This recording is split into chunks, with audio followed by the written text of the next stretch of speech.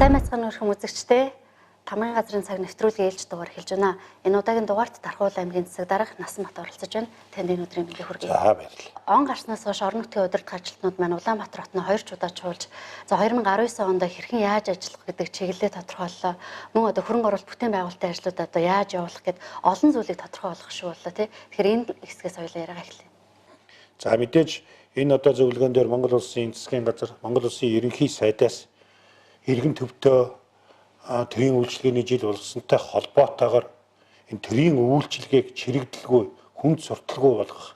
За энэ төрийн албан хаагчид авилгаас ангид байх, шударга ил тод нээлттэй байх талууд дээр бол орон нутгатаа шин шинэлэг ажлуудыг хийж хэрэгжүүлж энэ одоо зорилгоодыг хэрэгжүүлэх тал дээр одоо бодиттой ажлуудаар ажлын дүгнээ. Өнөөдөр энэ эдийн засгийн өсөлт орон нутагт зөвхөн цаасан хэлбэрээр биш, иргэд ажлын байр нэмэгдүүлэх, иргэдийн одоо амьдрах төвшин нэмэгдсэн байдлаар нь орон нутгийн одоо засаг дарга нарын ажлыг дүгнэнэ гэдгээ ч гэсэн одоо байр сууриа илэрхийлсэн. Ингээд ийм учраас бид бас 2019 оныхаа ажлыг бодиттой ажил болгож хэрэгжүүлэх, зөвхөн тоо мэдээлэл хөөцөлдөх биш. Өнөөдөр иргэнд хүрсэн, иргэний өрхийн орлогыг нэмэгдүүлсэн, аж ахуй нэгж байгууллагуудын одоо бүтээгдэхүүн нийлүүлэх чадвар нь, өрсөлдөх чадвар нь сайжирсан, орон нутгийн одоо төсвийн хөрөнгө оруулалт болон улсын төсвийн хөрөнгө оруулалтаар орон нутгийн аж ахуй нэгж байгууллагуудын чадварыг одоо нэмэгдүүлсэн зэрэг ийм одоо бодлогыг хэрэгжүүлэх талаар орон нутгатаа ирээд бас ажлууд хийлээ. Үүний хамгийн сүүлчийнх нь бол аймгийн барилгачдын зөвлөгөөнийг хийж энэ дээр орон нутгад үйл ажиллагаа явуулж байгаа аж ахуй нэгж байгууллагуудын чадварыг сайжруулах, энэ хүрээнд хуулиар олгогдсон боломжит одоо давуу эрхүүдийг хэрхэн яаж эдлүүлэх вэ? Босго үнэлгээнүүдийг орон нутгийнхаа нөхцөл байдалтай тааруулах талаар ийм одоо ажлуудыг хийж хэрэгжүүлээд явж байна. Тэгэхээр 2019 оны Тархуул аймгийн төсөв маань ямар байгаа вэ? Төсвийн онцлог ер нь ямар байна? Өргүү зардлыг багасгах чиглэлээр яг ямар ажлуудыг манай аймаг санаачилж хийж байна? Орон нутгийн төсөв энэ жил Тархуул аймгийн нийт төсөв 27.3 тэрбум төгрөгөөр батлагдаж одоо ирсэн. За мөн төвчлэн аймгийн тусгай зориулалтын сангийн шилжүүлэг 33.8 тэрбум төгрөгөөр батлагдаж ирж одоо сургууль цэцэрлэгийнхаа цалин хөлс болон бусад одоо төрийн байгууллагуудын бүх зардлуудыг одоо 33.8 тэрбум төгрөгөөр санхүүжүүлэхээр боллоо.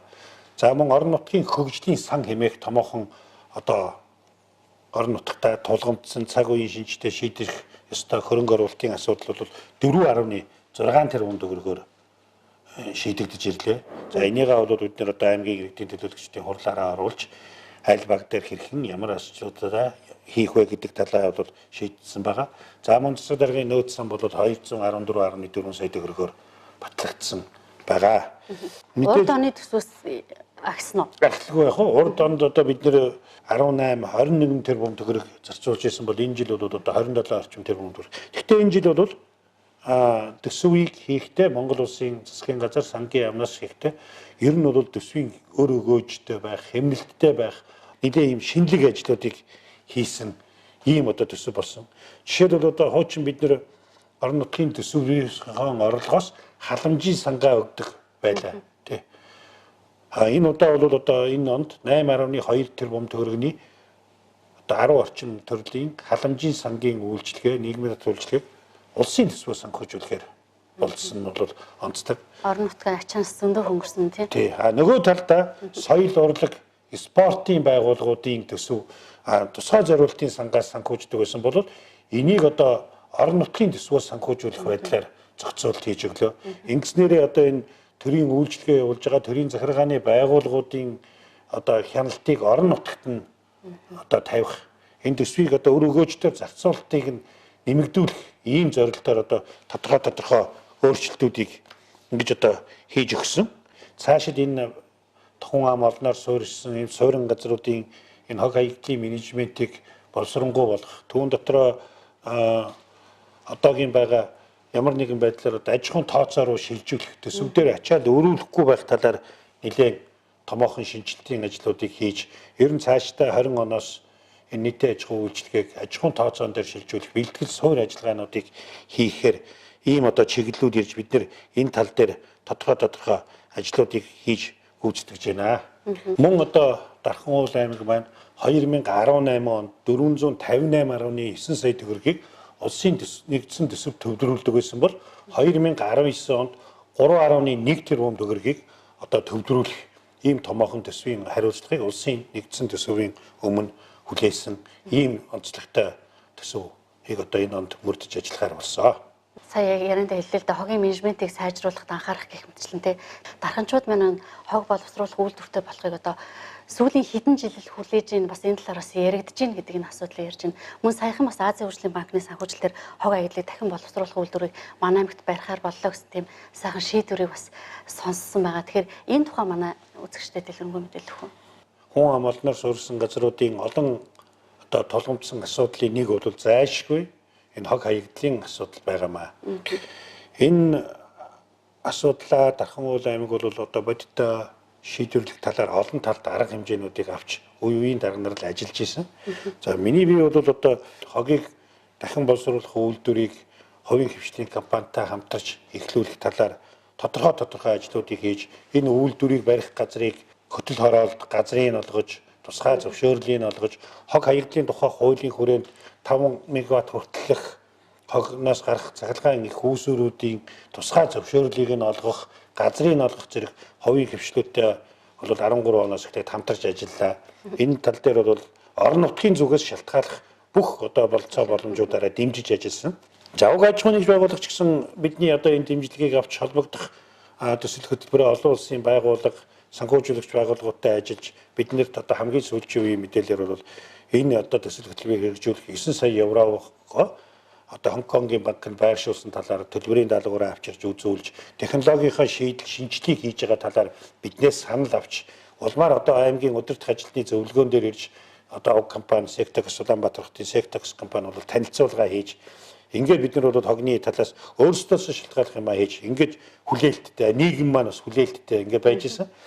За гэтэл хараахан хог хаягдлыг дахин боловсруулад эрчим хүчний энерги гаргаж авахын төсөл хөтөлбөр дээр эрчим хүчний зохицуулах хорооноос уг компани төслийн эрчим хүчний үнэн тарифын асуудлыг Монгол улсын засгийн газраар асуудал шийдэгдээгүй байгаа учраас нөгөө айлд маань тусгай зөвшөөрөл олгох энэ асуудал нь хойшлогдсоор байгаад өнөөдрийг хүрж байна. За яг үүнтэй холбоотой бид нэр дээрх ажил эхний одоо хэрэгжүүлсэн энэ төсөл хөтөлбөр амжилттай болсонтой холбоотой Азийн хөгжлийн банкны буцалтгүй тусламжийн хүрээнд Монгол улсад хог хаягдлыг дахин боловсруулах энэ одоо бичил төслийг хэрэгжүүлэх аймгийн сонгон шалгаруулалтанд хүсэлтээ тавьж улмаар одоо манай аймаг барилга хот байгуулалтын яамны дэмжлэгийг аваад за улмаар сангийн яамд салбарын яамнаас Дархан уул аймыг сонгуулах хүсэлтийг уламжлаад ингээд сангийн яам Азийн хөгжлийн банкнаас бол Дархан уул аймагт хог боловсруулах үйлдвэрийг барья. За энэ төсөл хөтөлбөр нь бол хог боловсруулах үйлдвэрийн бичил төслийн хүрээнд буцалтгүй тусламжийн ажил бол хогийг анхан шатан дээрээс нь ялгуурлан авч пресслээд улмаар одоо булшлах ийм одоо технологи бүхий төслийг Монгол улсад хэрэгжүүлье гэсэн ийм санал бол хугацааны хувьд ямар байгаа юм бэ? явж байгаа. 2019 онд одоо ингээд саяхан манад ажлын хэсэг ирээд манай холбогдох мэдээллүүдийг иж бүрэн аваад ингээд боловсруулалт хийж байна. Хог төсөл хөтөлбөр бол энэ онд одоо судалгааны ажил, нэгдээ тендерийн ажил нь зарлагдаад ингээд одоо урьдчилсан байдлаар зөвхөн Азийн хөгжлийн банкнаас авсан мэдээлэл уулзалтаар бол 2020 онд хэрэгжүүлэх төсөл жагсаалтанд ороод явж байгаамаа. Тэгэхээр яг харахгүй дарханчууд маань хог боловсруулах үйлдвэртэй болохыг хүсэж байгаа. Бас нөгөө талаар цэвэрлэх байгууламжийн ашиглалтанд орохыг бас хүлээж байгаа тийм. Энэ бас нэг хүлээлт болсон ажил байгаа. Тэгэхээр цэвэрлэх байгууламжийн төслийн ажил ямар үе шаттай явж байгаа юм бол одоогийн байдлаар бол яг өнөөдрийн гүйцэтгэлийн бол 40% явж байна. Уг төсөл хөтөлбөр бол 2020 оны 6 дугаар сард ашиглалтанд орохоор ингэж одоо төлөвлөгдөж явж байгаа. Тендер шалгарсан аж ахуйн нэгж байгууллага бол энэ гүйцэтгэл хараахан бидний одоо график төлөвлөгөөнийхөө дагуу явахгүй байгаа. Бид одоо байгаа бүх нөхцөл болцоогоор шахаж ажиллаж байна. Түүнийг дагсан дагалдах 2-3 жижиг бичил төслүүд бол амжилттай явагдаж байна. Яг үндсэн барилга байгууламжийн ажлыг хийж байгаа ерөнхий гүйцэтгэгчдэр бол ажил доголдолтой явж байна. Энэ цэвэрлэх байгууламж ашиглалтанд орсноор Дархан хотын цэвэрлэх байгууламжийн найдвартай ажиллагаа бүрэн дүрэн хангагдах ёстой. дээр нь энэ үйл ажиллагааг явуулж байгаа Дархан ус сувг хувьцаат компани эдийн засгийн чадвар сайжирч ашигтай үеийн хувьцаатууд нэмэгдэж энэ компани ашигтай ажиллах ёстой. Нөгөө дарханчуудын бас нэг хүлээж байгаа нэг асуудал бол Дархан Улаанбаатар хоорондын замын ажил байгаа. Тэгэхээр энэ Алтан булаг Улаанбаатарын энэ чиглэлийн замын ажилд манай Дархан уул аймаг яг ямар үүрэг оролцоотой оролцох юм бэ? Энэ ажлыг хэдийнээс эхлэх төлөвтэй вэ? Хамгийн сүүлийн мэдээ гэвэл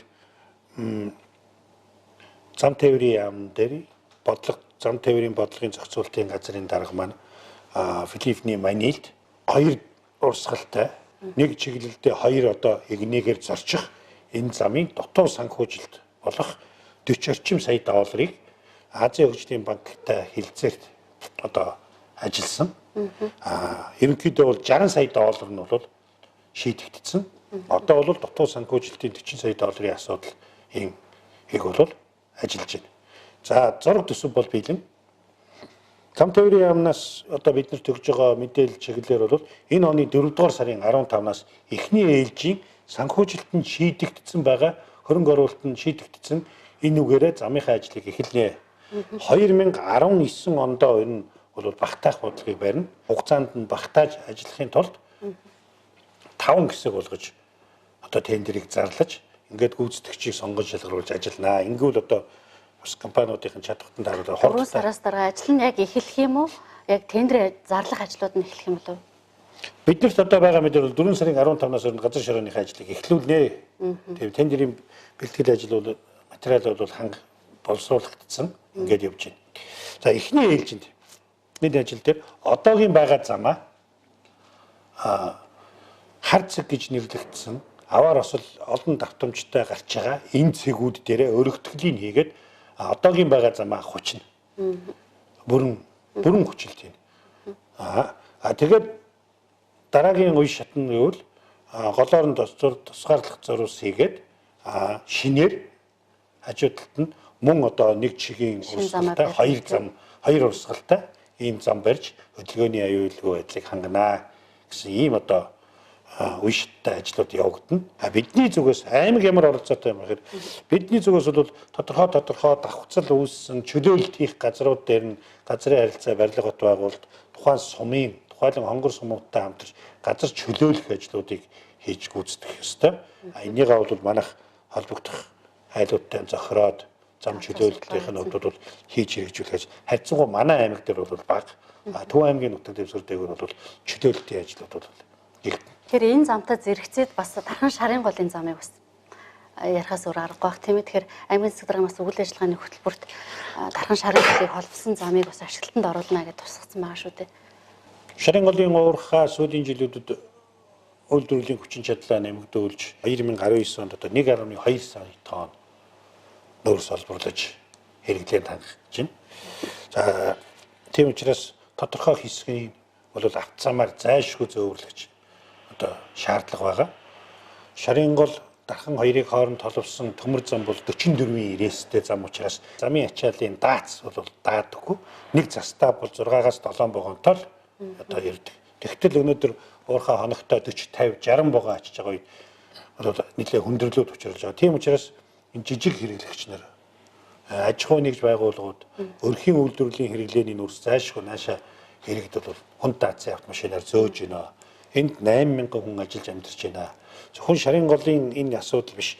Дархан хотын хөгжлийн дагуу бидний харж байгаагаар Дархан хотын иргэдийн аялал зугаалгын бус, амралтын бус цуслан зэрэг нь бол бүгд энэ зам дагуу одоо байгаа учраас энэ бол манай аймгийн хувьд чухал зам. За энэ жил бид нар энэ ажлыг төсөв хөрөнгөнийхэн байдалтай болж 3 хувааж тий. Дархан аргалантын гарам дотор 124 м төмөр бетонын гүүр, аргалантын гарамаас шарын гол гэсэн ийм одоо нийтдээ 33 тэрбум төгрөгийн төсөл арга хэмжээг улсын төсөв санхүүжүүлэхээр удаа дараа хүсэлтэд тавьж яваад энэ жил бол эхний ээлжийн тендер бол 12 тэрбум төгрөгөөр шарын голоос аргалантын гарам хүртэх одоо ажил хийгдэн. Гэхдээ хараахан аргалантын гарам хүрч чадахгүйгээр энэ жил төсөв бидний өгсөн тоос яг хүсэлтээр батлагдаагүй. За энэ онд санхүүжих нь бол 6.3 тэрбум төгрөг. За энэ тендерийг бол Улаанбаатар хотод зам тээврийн яам зарлаж байгаа. За ингээд энэ жилдээ бол Аргалантын гарам руу бид нар нэлээд ойртуулнаа.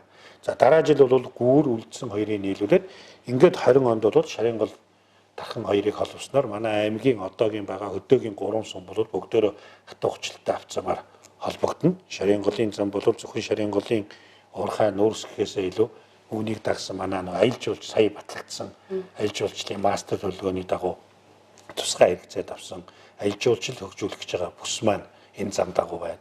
Зулцгын пианарын туслангээс зулцгын маань амралт Аргалантын гармаар гарч байгаа учраас цаашаа 4-5 км зам татаад ингээд зулцг руугаа бид нар одоо хатуу хүчлэлтэй авцамаар очсон тохиол энэ одоо өвөл зөнгөө тэнд ажиллаж амьдрах хүмүүс амьдрах ийм болцоо боломжууд нээгдэх зэрэг олон талд ач холбогдолтой ажил тэгээд үр дүнд гарах бах. Нэгэнт хоёулаа замын засвар шинжилтийн ажлыг ярьж байгаа учраас хотын доторх замынхаа асуудлыг хүртэл хамт ярих гэж бодож байна. Тэгэхээр Дархуул аймаг маань хотын доторх замаа энэ жил бүрэн шинжилнэ гэж байгаа тийм. Тэгэхээр зэрэг яг ямар хэмжээний ямар ажлууд хийгдэх вэ?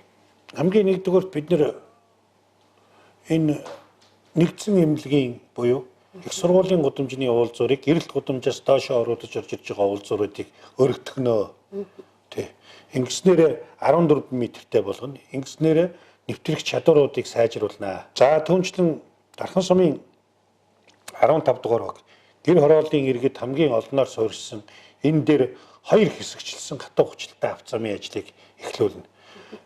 Дархан хотын ерөнхий төлөвлөгөөнд туссан арын одоо шугам арын зам байгаа. Энэ замын өөдөөс төгсгөл талаас нь эхлүүлээд бид нар улсын төсвийн тэр бум гаран төгрөгийн санхүүжилтээр энэ ажлыг эхлүүлнэ.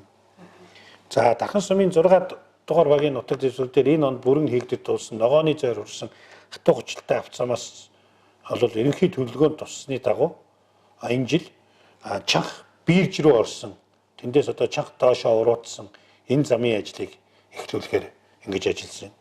За мөн түнчлэн гүүрээс цаашаа ширээ нуур хүртэл бол тэнд 2 дугаар багийн иргэд байгаа. Энэ рүү одоо хатуу хүчлэлтэй 1 км 43 1.1 км орчим хатуу хүчлэлтэй авцам тавигдаад нийтийн тээврийн үйлчлэгээ өнөөдөр цаашаа 2 дугаар багийн иргэд рүү хүрэх ийм болцоо боломжийг хангана. За өнгөрсөн оны санхүүжилтээр хийгдэж дутуу үлдсэн байгаа 1 дугаар багийн нутаг дэвсгэр дээрх 420 км метр замын ажлыг энэ онд гүйцээгээд за одоо пианарын гудамжны урдуур гарсан зам бол хаашаага нэгдсэн төв замтайгаа шууд хатуу хүчлэлтэй замаар холбогдоод явна. Мөн түүнчлэн 2014 онд хийсэн сонголон хайрхан компани хийс гүйцэтгсэн Дархан сумын 3 дугаар багийн нутаг дэвсгэр дээрх замын дутуу үлдсэн үргэлжлийн асуудал үргэлжилсэн зам буюу одоо стадионы араар тойрох гэрэлтүүлэг нь хийгдсэн. Энэ ажлыг 700 орчим сая төгрөгөөр бид нар тендерийн ажлын зарлаад одоо тун утахгүй нээгдэх гэж байна. Энэ мэтчлэн бид нар гэр хороол руу хандсан зам руу бол тодорхой хөрөнгөнүүд тавьж одоо ажлуудыг эхлүүлж байгаа.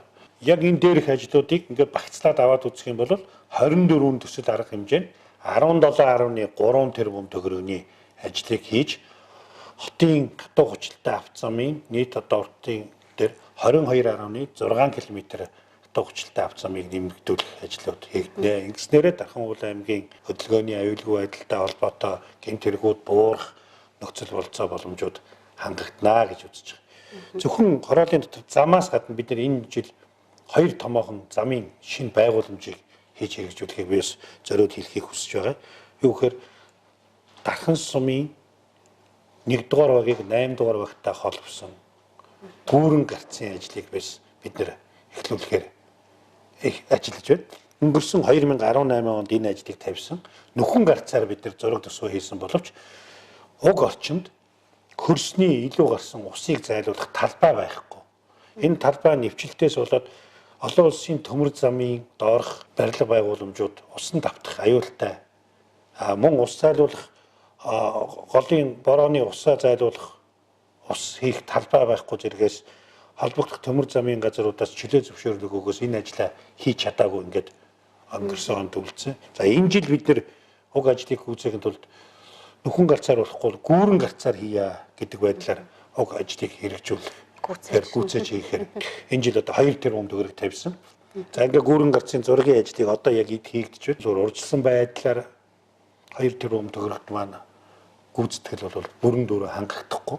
гэсэн ийм мэдээлэл ирж байна. Ингээд зам тээврийн яамнаас бол уг ажлыг бол зогсоох талаар санал ирсэн бол бид орон нутг руугаа эрхийн шилжүүлж аваад орон нутгтаа одоо зураг төсвөөг үүсгээд энэ ажлыг хэрэгжүүлээд одоо дараа онд замынхаа сангаар он дамжих хөрөнгө оруулалт хэлбэрээр шийдэж энэ одоо ажиллаа хийж гүйцэтгэе. Ингэж чадах юм бол бид нэр одоо дахин сумьяас цаашаа биржээс цаашаа хөдөлж байгаа энэ авто замын нарийн усгалаар үйлчлэгээ явах зарчих биш. Шууд нэгдүгээр багийн пианерын гудамж руу урд талаас нь одоо цагтаагийн газар ус юу онцгой байдлын газрын урдуур гараад шууд нэгдүгээр баг руу дээрэмнөр онцгой иргэдэж гэсэн одоо санхүү эдийн засгийн бюджет төсний ашигтай энэ төсөлтийг одоо хэрэгжүүлж ажиллана. Ингээд энэ бүгд нийлээд түрүүний миний хэлсэн 23.7 тэрбум төгрөгөөр төсөл арга хэмжээ хэрэгжинэ. Тийм төсөл арга хэмжээ хэрэгжинэ гэхээр зэрэг одоо иргэд маань одоо хизээ хийх вэ? Хамгийн хурдан эхлээсэй л гэдэг тийм асуултыг тавьдаг тийм ээ. Тэгэхээр яг энэ замын ажлууд орон нутагт яг хэднээс ихэд эхэлсэн байх хэрэгтэй юм бэ? 4 сарын 15-наас одоо та нөхдүүд одоо тендер зэг говьмнэр ороод харж байгаа. Одоогийн байдал бид бас энэ шүүмжлэлтэй байнга өртдөг. Одоогийн байдлаар ихэд 2 тендер маань шалгагдсан. Замын 2 тендер шалгараад гэрээн хийгдсэн байж байна. Тэгэхээр энэ жил бол замын ажлууд их эрт эхэлнэ. За бид энэ томоохон хөрөнгө оруулалттай ажлуудыг 4 сар, 3 сар ингээ ажлыг эхлүүлэх юм бол ажлын гүйцэтгэлийн явцын санхүүжилтийг нь өгч чаддаггүй байхгүй юу. Тийм учраас асуудлыг хөндрүүлдэг учраас бид нар төсвийнхөө хоримтлыг бий болгож байгаад уг ажлыг санхүүжүүлэх их үүсвэрийг бий болгож тэгжиж одоо тендерийн томоохон хөрөнгө оруулалтын ажлуудаа хийж ингэж явдаг учраас бас нэг хөрөнгө оруулалт төсвөө одоо бүтээн байгуулалтынхаа ажилтай хооронд нь уйдаг байхгүй юу. Энэ одоо замын гэхэд маш олон ажил байна л да 27 гэлтэй. Тэгэхээр 27 төсөл. Тэгэхээр яг энэ замын ажлыг ингээд зэрэг хийгээ явуучих нь гэхээр Тархуул аймгийн хувьд бол компаниудын хувьд бас мэдээж асуудал гарч ирэх байх. Оролцогч компаниудын чадварын хувьд бол манай дээр хийж байгаа замууд бол нэг тийм том охин ажил хэсэгчлсэн ажил учраас тендер шалгалсан аж ахуйн нэгжүүд аваад хийхэд бол тэг компаниудын хөндрөл учруулахгүй. Тий.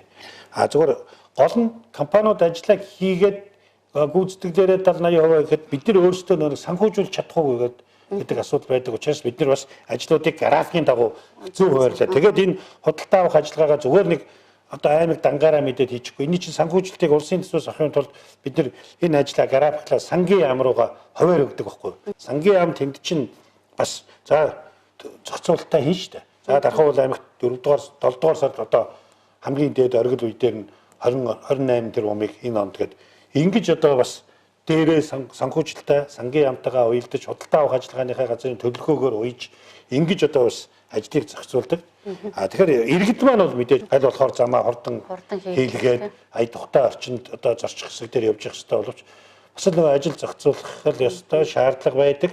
Бид нар бас тендер шалгарсан аж ахуй нэгжид хуулиар хүлээсэн үүрэгтэй үргээ биелүүлэхгүй бид нар бас тэдний өмнө алдан хариуцлага тооцдог учраас дээрх ажлууд ингэж уйддаг юм аа. Энийг харин өнөөдөр бас боломж олдсон дээр нь иргэддээ нэг сайн очрыг гаргаад хилээд өгөхгүй бол намар ингээд нэг ажиллаа хийхгүй байж байгаа намар дээгдэх ухаан орсон юм шиг л бороотой усан бороотой зэрэгцээл тэгээд 10-11 сард тэнгэр хангаа муудж яхад одоо хас градус руу орж яхад нэг замын нөхөсний ажлууд бол давхар хийгдэ явна. Замын нөхөсний ажлууд бол энэ жил одоо манайх замын нөхөөсөө хийдэг жижигхэн орон нутгийн тооцоо өөрөөгөө санхүүжилдэг аж ахуйн нэгж байгуулах хийгээд ажиллаж байна.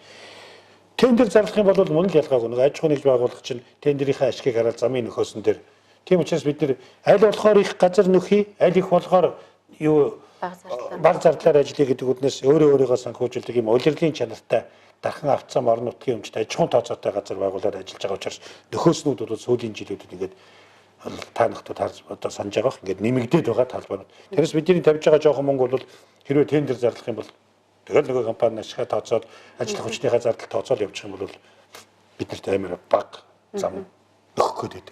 Тэгэхээр бас Тархуул аймагт өнгөрсөн оноос эхэлсэн томоохон хөрөнгө оруулалт бүтээн байгуулалтын ажлуудаас бас асууя гэж бодож байна. Тэгэхээр бид нөгөө дахин төлөвлөлтийн ажлыг Тархуул аймагт бас өрнүүлсэн байгаа шүү дээ. Энэ төлөвлөлтийн ажил ахаад үргэлжлэх үү? 1969 онд байгуулагдсан Дархан сумын одоо 6, 7, 5 дугаар огийн нут, 8 дугаар огийн нутагсрууд байгаа энэ бараах байшингууд мэрэгжлийн хяналтын газар болон хэрэглэгчдийн эрх шишин хамгаалах нийгэмдгээс дүгнэлтүүд нь гараад хүн амьдрах нөхцөл бололцоогүй байна гэдэг ийм одоо дүгнэлтүүд гарсан. За энэ хүрээнд одоо зайлшгүй уг асуудлыг шийдвэрлэх ёстой. За бид 2018 онд аймгийнхаа иргэдийн хурал уг асуудлуудыг тавьж дээрээс өгсөн чиглэл үүрэг даалгаврыг танилцуулаад эхний ээлжинд 2 бараакийг буулгаад 60 айлын орон сууцыг бариад энэ 6 сарын 1-нд ашиглалтанд өгнө. Цаашдаа бид энэ ажлыг бол төсвийн хөрөнгө оруулалтаар хийгээд байх нь өрөөгөөж муутай аймаг өөрөө жоохон төсөвтэй үжиж ингээ барилга байш 3 орчим тэрбум төгрөгийн барилга байшин байгуулалт бол бас учир дутагдaltaй учраас Дархан сумын 4 дугаар баг дээр хувийн хвшлийн оролцоотойгоор 4 дугаар баг дээр одоо бол 6 дугаар баг дээр одоо бол 6 дээр ээж 4 дугаар баг дээр бид нар дахин 4 байшин хайлуудыг энэ байрлал оруулах.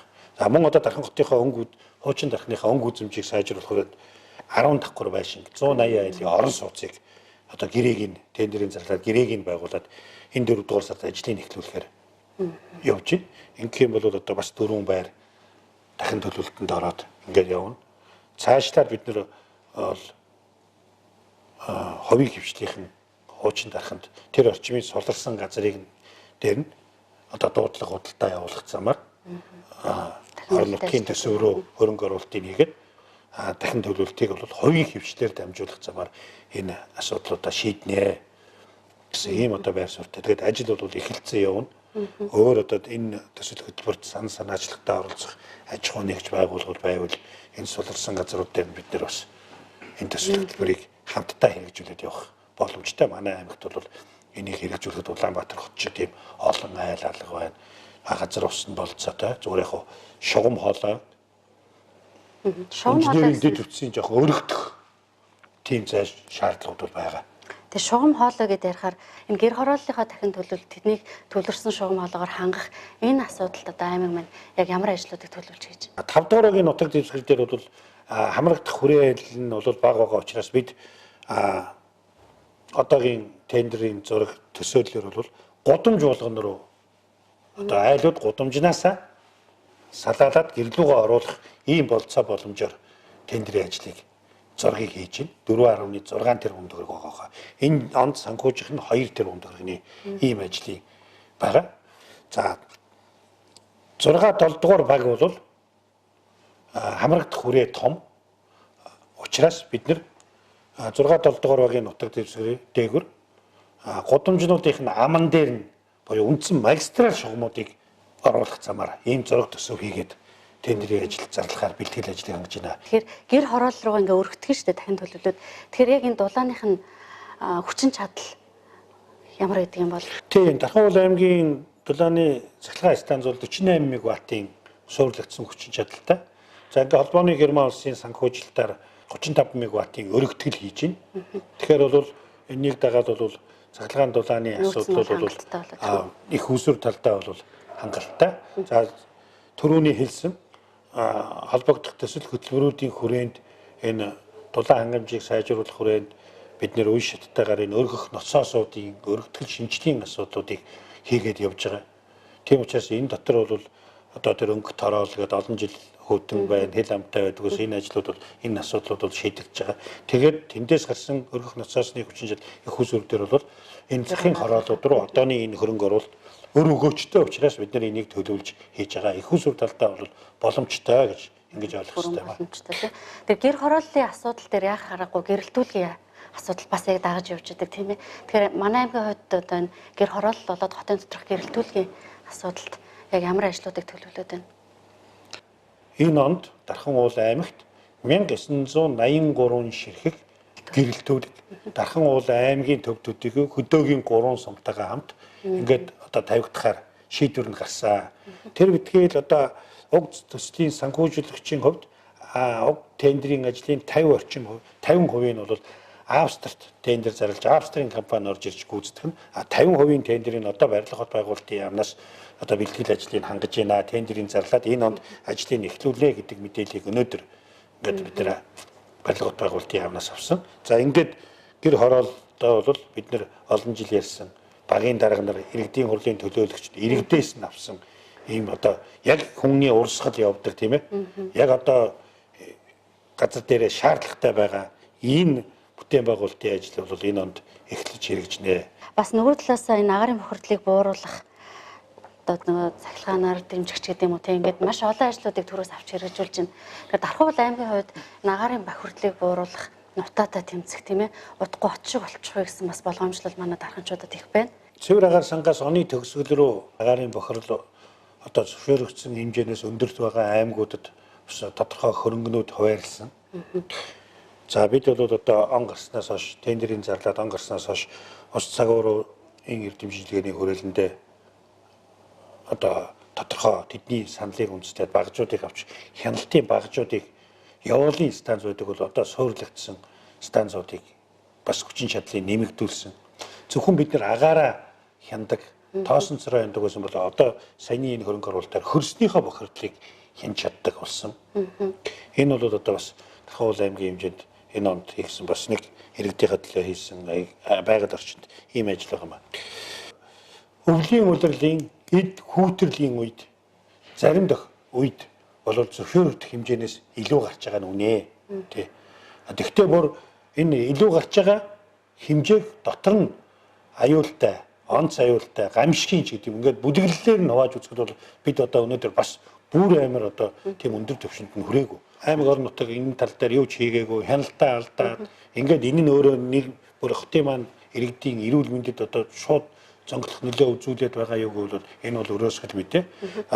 Цагаагаар хөдөлсөн үед бол энэтэй холбоотойгоор л одоо саяны бидний хийгээд байгаа нэг томоохон асуудал бол энэ хорооллын дотор хот дотор байгаа гэр хорооллын тоогод бууруулах. Энийг одоо хязгаарыг нь гэр хорооллыг дахиж тэлэхгүй байх. Энэ хүрээнд одоо Дархан сумын засаг даргын тамгын газраас одоо хатуу бүс тогтоогоод бүр хатуу цэг тавиад энээс цаашаа гэр хороолт газар олголт хийхгүй гэдэг ингээд бид нар энийгээ бол аягүй сайн барьж ажиллаж байгаа шүү дээ. Зөвшөөрлгүй улсууд бууцныг очиж бид нар буулгаж, нурааж тодорхой хэмжээний зардлууд гаргаж ингэж ажиллаж байна. Нөгөө талдаа энэ агаарын бохирдлыг бууруулах нь дулаан хангамжийн их усураас гадна цахилгаанаар халах, цахилгаан их усурээ дулааны асуудлыг шийдвэрлэх агаарын бохирдлыг бууруулах арга зам байгаа. Улаанбаатар хотод хэрэгжүүлж байгаа. Манай аймагт бол Дархан Эрдэнэтэд бол шөнийн хэрэглээний тарифыг 50% хөнгөлсөн байгаа. Бид бол холбогдох тооцоо судалгаагаа хийгээд тэр өндөр давтамжтай байгаа үеийнхаа мэдээллүүдийг нэгтгэхэд эрчим хүчний яам эрчим хүчний зохицуулах хороонд одоо хүсэлтэй бол хөргүүлсэн юм аа. Одоо бол засгийн газрын хуралдааныг л хүлээж гинэ гэдэг асуудлыг ярьж байгаа. Ийм хоёр их үүсвэрүүд за дээр нь дараагийн одоо нэг асуудал бол утаагүй түлшний үйлдвэрийг барих тийм ээ. Асуудлууд бол яригдж байна. Энэ түлшийг хоргоожуулах тэр CO2-ийн ялгарлтыг бууруулах энэ ажил одоо Улаанбаатар хотод хэрэгжүүлнэ. 19 оны 5 дугаар сараас үлээ үндсэндээ Улаанбаатар хотод түүхийн нөөц оруулахгүй гэдэгтэй адилхан. Энэ түлшний хэрэгцээ Улаанбаатарыгаа бүрэн хангаад чадах юм бол бид бас ийм түлшээр одоо авч нийлүүлэх юм болж байна. За дээр нь дулаалгын асуудал тий. Дулааны алдагдлыг бууруулах байдлыг байгууламж энэ гэрийг наануудын доогоор бий болсон энэ материалыг одоо дулаалах ийм нөхцөл болцоонуудыг одоо хангах замаар дулаан хадгалах замаар агаарын бохирдлыг бууруулна гэсэн нэг ийм дөрвөн чиглэл явж байна. Бид бол эхний ээлжинд хоёр чиглэлийн бол бариад ажиллаж байна л. Дархуул аймагт арьс ширний зохицлбор үйлдвэрийг байгуулах тогтоол одоо 2013 онд гарч ирснийг санагдаж байна. Тэгэхээр яг энэ одоо хിവэрэ явагдаад энэний түрээнд тооцоо судалгаа хийгдээ явж гин үү? Аль эсвэл зогссон байна уу? Яг энэ асуудлыг ямар төвшөнд байна? Угаасаа одоо Монгол Улсын засгийн газрын 2016-аас 20 оны хөтөлбөр дотор 21-ийг харьж 100 гэсэн төсөл хөтөлбөрөөр аймаг болгонд одоо нэг үйлдвэр барьж ашиглалтанд оруулах энэ засгийн газрын бүрийн хөтөлбөртэй. Энэ хүрээндээ бол энэ арьс ширний зохицлборыг бол Дархан аймаг хэрэгжүүлэхдээ бид хамтарч ажиллаж байна. За Дархан сумын хонгор сумын удирдлагуудтай ярьж энэ арьс шир зохицуулах үйлдвэртэй холбоотой газрын асуудыг бид нар шийдвэрлэсэн. За орон нутгийн оролцоог хангуулах үүднээс орон нутгийн одоо эрх ашгийг хамгаалах үүднээс бид нар орон нут Дархан арьс шир хэмээх орон нутгийн өмчтэй хувьцаат компанийг байгуулж төлөөлөн удирдах зөвлөлийн орон нутгийн бүрэлдэхүүнтэй байгуулад ингээд ажил эхлээд явж байгаа. Испани одоо томоохон дэлхийд нэр хүндтэй компаниар техник эдийн засгийн үндэслэлийг нь боловсруулж байна. За уг төсөл хөтөлбөрийг хэрэгжүүлэх санхүүжилтийн их үүсвэрүүдийг улсын төсөв болон гадаадын зээл тусламжинд суулгахаар ажиллаж байна. Тодорхой ихний ахис дэвшил үр дүнгууд гарч байгаа гэж ингэж одоо ойлгох ёстой. Энэ бол төсөл хөтөлбөр хэрэгжснээрээ зөвхөн арь ширний хэдэн үйлдвэр зогсчих юм биш. Түүнийг дагсан бас жижиг үйлдвэрүүд бас Яг одоо нөгөө кластер хэлбэрээр хөгжүүлнэ.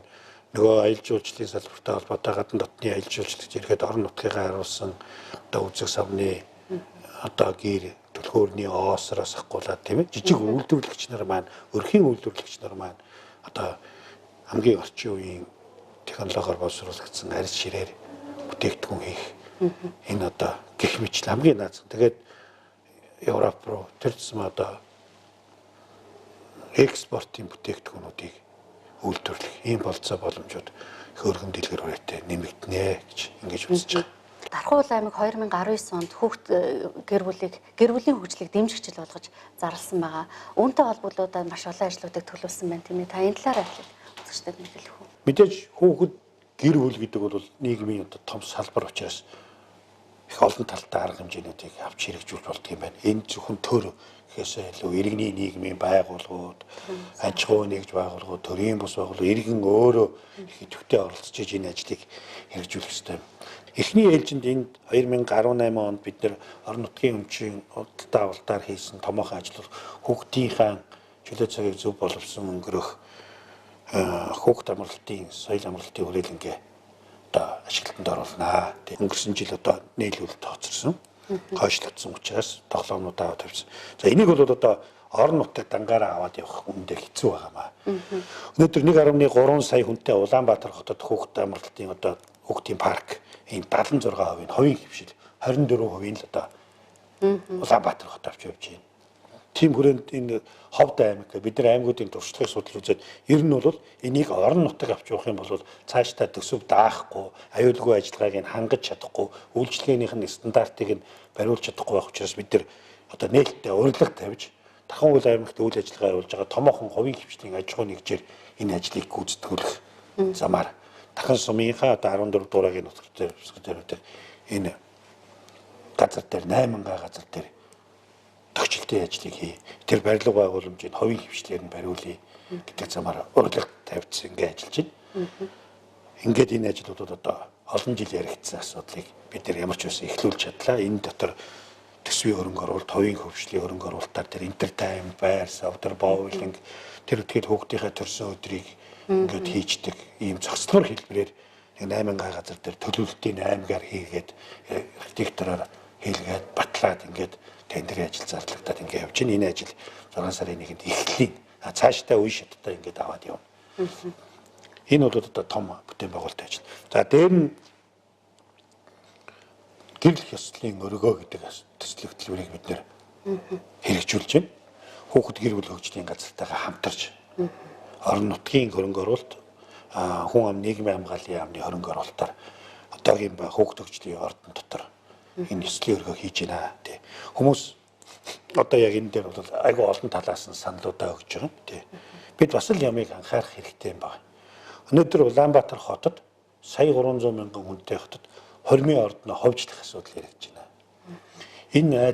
Энэ байгууллага өнөөдөр бид тэр хуучин барилгыг аваад ингээд төрийн үйлчлэгээ энэ ёслолын төрч ёсны үйлчлэгийг хийх юм бол нөгөө үйл ажиллагааг чинь тогтвортой авч явж авах аж ахуй нэгж байгууллага үнэхээр ховор байна шүү дээ.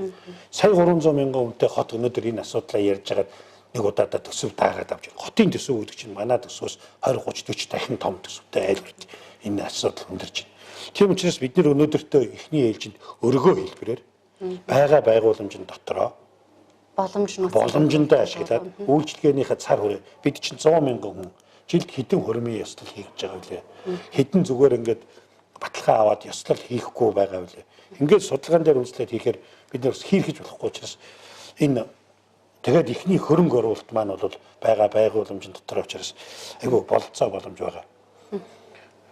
Өнөөдөр Улаанбаатар хотод ёслолын үн тариф бол 2 сая гаруй хүртэл дээдлэн. Сая 500 мянга, сая 600 мянгаас 2.4 сая хүртэл төгрөгөнд ёслолын ажлыг хийж байгаа. Бид өнөөдөр энэ төсвийн байгууллагыг төсснийхаа хүчинд байр сав, урсгал зардал байхгүй.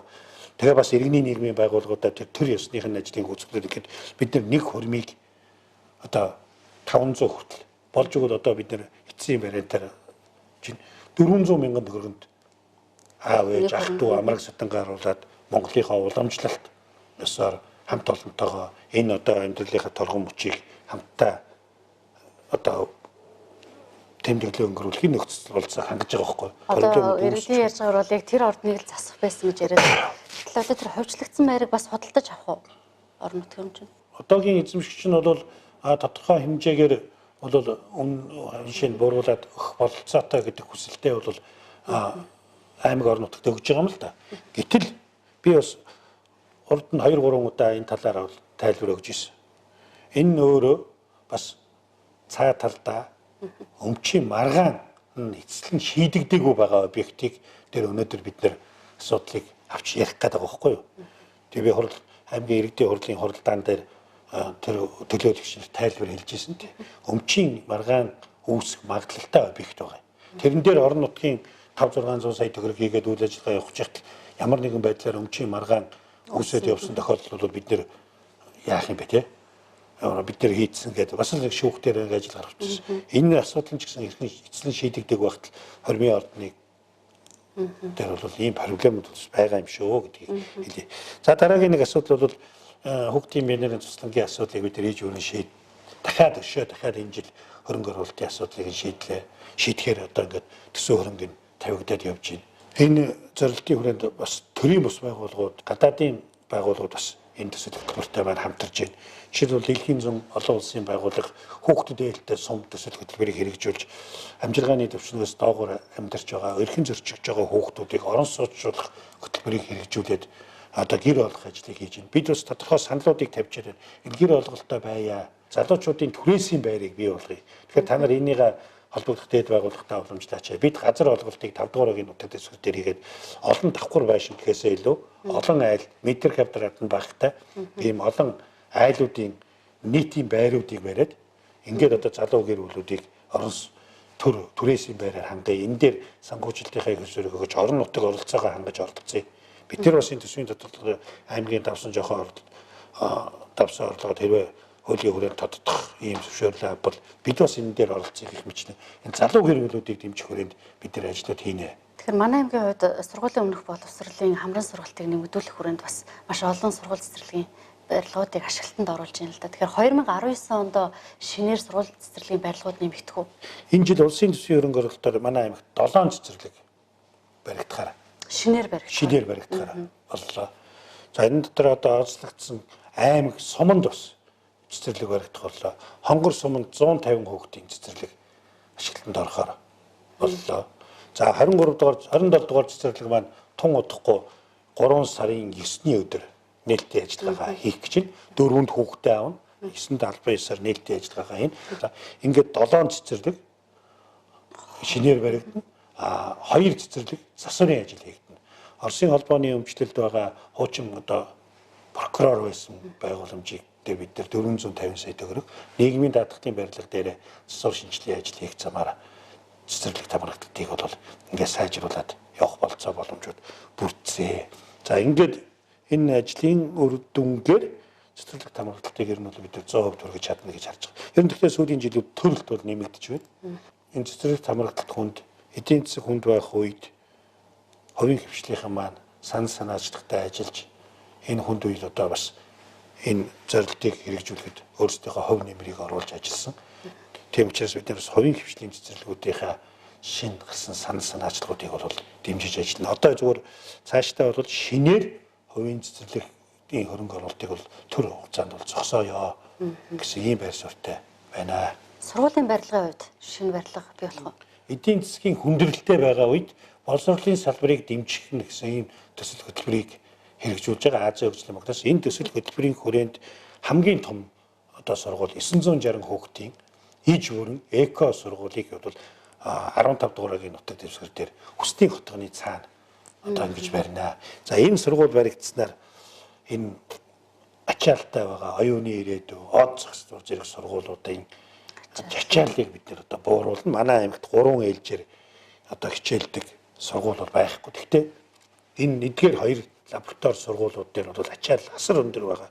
Багш нарын даац гэтэрсэн сургууль хүмүүжлийн ажил явуулах бусад хичээлээс гадуур сургууль хүмүүжлийн ажил явуулах энэ орчин их хязгаарлагдмал байгаа учраас бид нар бас энэ сургуулиудын даацуудыг бууруулна. Энэ тал дээр одоо Жавхлан гишүүн маань өөрийнхөө тойрог дээр энэ сургуулийг хөөцөлдөж бүтээсэн. Энийг одоо бид 9 сарын 1-нд ашиглалтанд орно. Үгүй. Уг хөтөлбөр 20 оны 9 сарын 1-нд хичээлийн жилээр ашиглалтанд орно.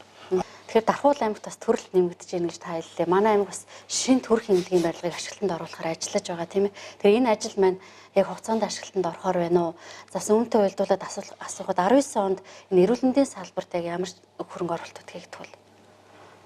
За 18 оны хөрөнгө оруулалтаар төрхийн барилга маань эхэлсэн. За тендерийн ажил одоо маргаантай хэрхэн шилжихгүй яам зарлан төрийн өмчийн бодлого зохицуулалтын газар дээр зарлана гэж ингэж явсаар байгаа тендер 7 сарын сүүлээр зарлагдсан. Сүүлдээ бид одоо холбогдох хурлын гишүүд яамны сайдтай төрийн нарийн бичгийн даргатай холбогдож эрхийн орон нутг руугаа шилжүүлж авч тендерээ зарлаж нэг ажиллаа эхлүүлсэн. За тендер гүйцэтгэгч компани бол гэрээний өргөө одоогийн байдлаар зөрчсөн явж байгаа. За барилга бол үндсэн хийцлэл бүрэн дүүрэн хийгдэж дууссан. Ерөнхий гүйцэтгэгч маань тусгай зөвшөөрөл бүхий дархан цэн компанид лефтний захиалга өгсөн боловч нийлүүлэгч компани нөхцөл байдлаас шалтгаалаад лефтэн суурилагдаагүй учраас өнөөдөр төрхийн барилга хараахан ашиглалтанд орж чадаагүй байна. Бид холбогдох компаниудтай нь уулзсан 3 сарын 20 гэхэд лефт нийлүүлэгдээд угсралтын ажиллагаа зөвшөөрлөлтийн ажил бас холбогдох журмын дагуу хийгдээд 4 дугаар сар ихэд төрхийн барилгаа бид нар ашиглалтанд оруулаад үйл ажиллагааг нээнэ. За дотор нь бол бас шинэ барилга байгууламжтай холбоотой манай сум орон нутгийн удирдлагууд бас энэ тогтчлолтын дээр нь тоног төхөөрөмжн дээр нь орон нутгийн төсвөөр одоо хөрөнгө оруулалтыг шийдэж өгч байгаа. За нөгөө мордхийн хязгаарчээр уг төсөл хөтөлбөр улсын төсөвт суухдаа 5.6 тэрбум сумаар суусан. Барилга байгууламж нь 3 тэрбум, 2.6 тэрбум бол тоног төхөөрөмж байсан боловч барилга ашиглалтанд ороогүй. Тэгээд барилга байгууламжийн үнэ гэдгээрээ тавигдсан учраас тендерийн тухай хууль зөрчиж байгаа учраас 2.6 тэрбум төгрөг хасагдсан. 20 оны тендерт бол шаардлагатай тоног төхөөрөмжүүдийг нэмэгдүүлнэ. Бид нар гэхдээ сумын дарганаар өөрсдийнхөө нөөц болцоогоор ор, төрх ор, хүүхдийн ор зэргийг бол бас шинээр байгуулагдсан, шинээр тавьж байна. Дээр нь сая Гуднойберс хэмээх олон улсын байгууллагын санхүүжил дээр хүүхдийн тасгын тэр шаардлагын аппарат, жин хэмжүүр, нялхсын одоо үзэлгийн ор зэрэгнүүд нь бол олон улсын байгууллагын буцалтгүй тусламжаар шийдэгдсэн байгаа. Эднийгээрээ тоноглоод ингээд шинэ барилга маань бол 4 дугаар сард эмнэлэг маань бол барилга ялжлаа. Эмнэлэг маань бол үйл ажиллагаагаа эхлээд явна. Яг нөгөө талд нь эргээд хүүхдийн тасгын маань хүртээмж чанар нэлээд сайжирна. Том тус өвчлөлийн хүнд үеүүдэд бид нар ор дэлгэл дээр ор тавьдаг байсан. Энэ асуудлууд бол энэ дараа жилээс бүрэн хоногдох байна. Хуучин төрх рүүгээ шилжиж. Хуучин төрх маань шилжээд ихээр төрхийн одоогийн ашиглаж байгаа талбайг хүүхдийн тасаг болоод явчих юм бол одоо хүүхдийн ор ашиглалт сайжраад явчих. Энэ эмнэлгийн стандарт үйлчилгээг цаг тухай бүрдэн авах болцоо боломжууд нэмэгдэнэ гэж ингэж харж байгаа. Ер нь манай аймгийн гадаад харилцаа хамтын ажиллагааны хүрээнд ямар ажлууд хийгдэж байна? Бид ер нь гадаад харилцаа хамтын ажиллагааныхаа хүрээнд боловсрол эрүүл мэндийн салбарт бол ер нь харилцаагаа илүү хөгжүүлэх, соёл урлаг, боловсрол, эрүүл мэнд гээд нийгмийн салбар руугаа харилцаагаа хөгжүүлэх санал тавьдаг. Ер нь гадаадын зээл, тусламж, хандивлагч энэ улсуудын хотуудын хоорондын харилцаа энэ салбар руу илүү төлөвлөгөө ажиллая ч гэдэг ийм саналуудыг тавьдаг л да. Тэр утгаараа бид нар бол тулгамж байгаа асуудлуудаа нэлээд шийдлээ шүү дээ. Төсвийг шүтэл, төсөв хараад ингээд байх шүү. Дээр үед бол одоо үндэсний үндэс хөтөлбөр чинь 100% сургууль цэцэрлэг бариад өгдөг байсан. Тэр үед чинь манай Монгол улс чинь одоо нөгөө нэг олон улсын нөгөө зэрэглэлээр ядуу хөгжиж буй орны тоонд ордог байсан. Одоо манайх чинь энэ эдийн засгийн макро түвшний үзүүлэлтээр хөгжин одоо тэр зэрэглэлээс гарсан учраас орон нутгийн оролцоо хэрэгтэй. Хамтын ажиллагаа гэдэг ийм шаардлага тавьж. Тийм учраас бид нар энэ гадаадын зээл төлбөрт орон нутаг их бага хэмжээгээр оролцож байгаа учраас гадных манайхантай илүү сайн ажиллаад байгаа л та тийм. За мэдээж нөгөө талд нь бол хотуудын хоорондын харилцаа. Ах トゥ хот, гिच トゥ хотуудын хүрээнд бол төсөл хөтөлбөрүүдийг хэрэгжүүлж байна. Хамгийн сүүлд одоо манай харилцаатай Кемгэдүү аймгаас хүүхд төргөний автомашин хоёрыг нийлүүлэх ийм саналаа хүргэж байна. дахиад одоо оруулсан тийм. тийм. Тийм. Одоо бол бид нэр яг хуучин тэргэлтэй. Гэхдээ өнөөдрийн манай парк ашиглалтын шаардлагыг бол хангаж байна. Үндсэндээ нэгдсэн эмнэлэг маань бол энэ тусламжийн хүрээнд парк шинжилтийн асуудлыг бол шийдсэн. Одоо бид нэр хөдөөгийнхөө сумдуудын паркийн шинжилгээг хийх гэж байна. Яг бол манад бол тэр бүрэн тоногдсон автомашин явах боломжтой.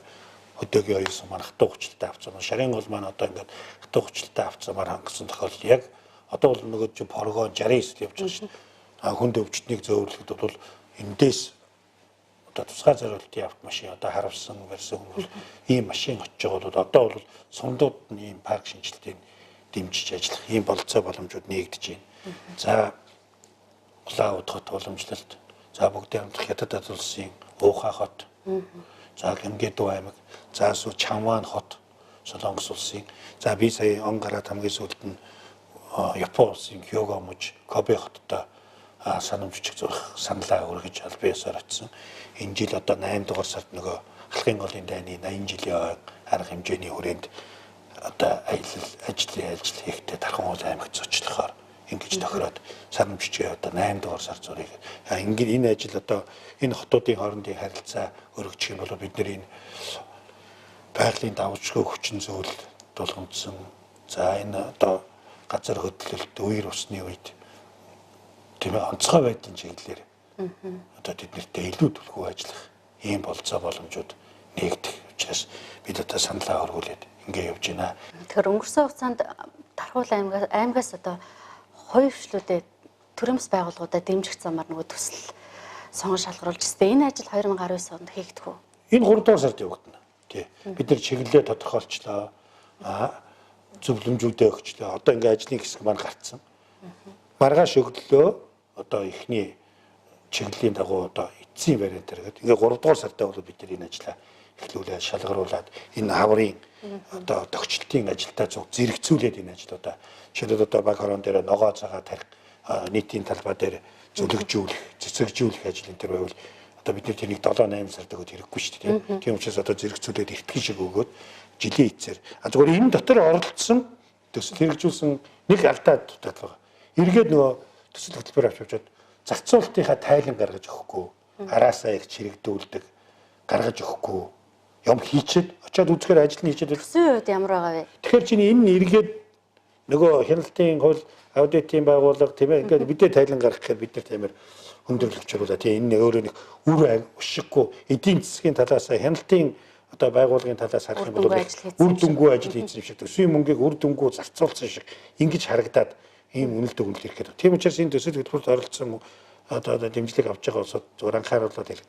Энэ хөрөнгө мөнгө бол их үүсвэртэй. Энийний зарцуулалт тайлбарлалтаа их сайн хийгээрэй. Энэ сайн санаачлага бол цаашдаа та нөхдүүдийн оролцоогүй хариуцлагагүй байдлаас одоо зогсчих үү гэдэг ийм болгоомжтой байгаа. Төсвийн үед ямар ах вэ? Дээдл нь 10 сая гэж байгаа. Тий. Энийг бол одоо 70-30-аар хувааж байгаа. Материалын баялаг, материалын бие хөрөнгө бий болгох тийм ээ. Энэ тал дээр нь бол 70 орчим хувь. За тэр одоо нийгмийн сайн сайхны төлөө соён гэгэрүүлэх энэ дээр нь бол 30% нөгөө. Одоо нөө гэсэн ийм одоо хуваарлт хийгээд. За баярлалаа. Тэгэхээр бид энэ удаагийн ярилцлагаар Тархуул аймагт одоо өрнсөн 2018 онд болоод энэ онд гээд өрнсөн бүх бүтээн байгуулалт хөрөнгө оруулалтын ажлуудын талаар ярьлаа. Мөн одоо Тархуул аймгийн эдийн засгийн хөгжил томоохон түлхэж өгөх тийм томоохон төслүүдийн талаараас үзэгчтэй мэдээлэл өглөө. Тэгээд өнөөдөр ярилцлаганд оролцсон танд баярлалаа. За